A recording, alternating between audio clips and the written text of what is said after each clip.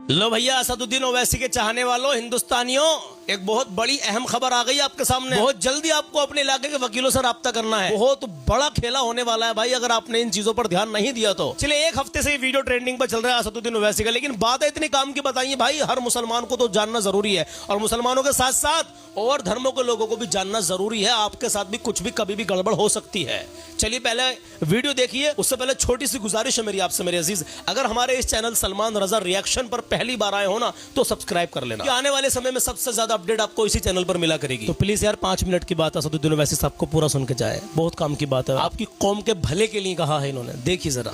जो election commission की जानिब से इंटेंसिव रिवीजन के नाम पर जो वोटर लिस्ट अब बनाई जा रही है, मैं तेलंगाना के आप तमाम लोगों से, खास तौर से भारत के गरीबों से, चाहे वो किसी मजहब से उनका ताल्लुक हो, खास तौर से मुसलमानों से, दलितों से, आदिवासियों से ये कह रहा हूं कि आप तैयार हो जाइए।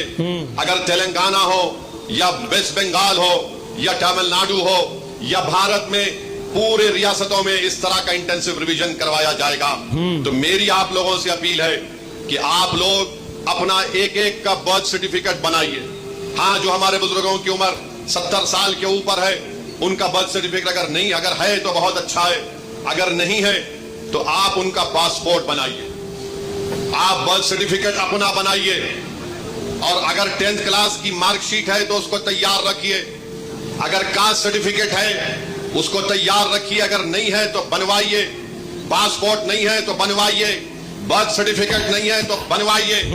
अगर कोई रिटायर्ड पेंशनर है तो जो पेंशन का ऑर्डर मिलता है उसको उठाकर रखिए। अगर आपको 2 BHK का सर्टिफिकेट मिलता है कि आपको 2 BHK दिया गया, उसको उठाकर हिफाजत से रखिए। अगर जमीन गवर्नमेंट ने आपको अलॉट की तो उसको उठाकर रखिए।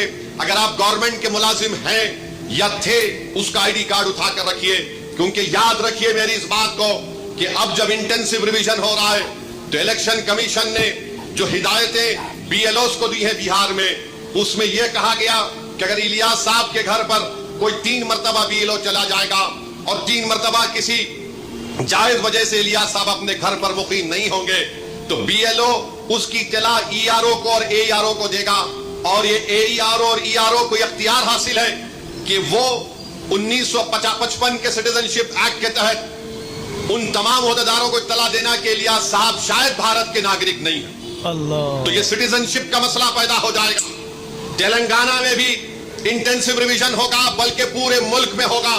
मैं आज यहां बोधन की सरजमीन से खड़े होकर उन तमाम भारत के गरीबों को कह रहा हूं, उन दलितों को, आदिवासियों को और